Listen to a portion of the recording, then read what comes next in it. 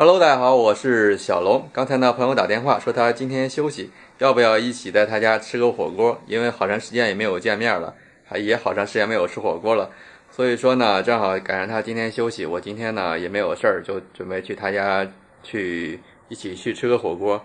但是呢，我觉得空手去也不是特别好，然后呢就去楼下买了一瓶酒，跟前几天买的一样是洋酒，因为前几天买的是那个 XO。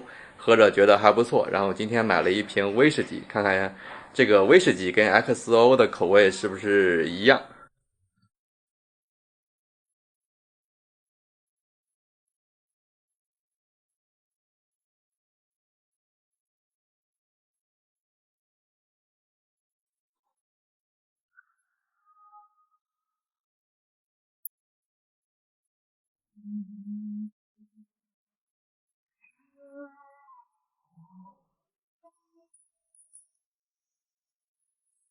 钟声响起归家的信号，在他生命里，仿佛带点唏嘘。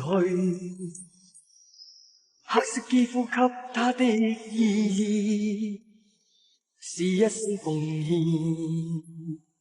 肤色斗争中，年月把拥有变做失去，疲倦的双眼带着期望，今天只有残留的躯壳，迎接光辉岁月，风雨中抱紧自由。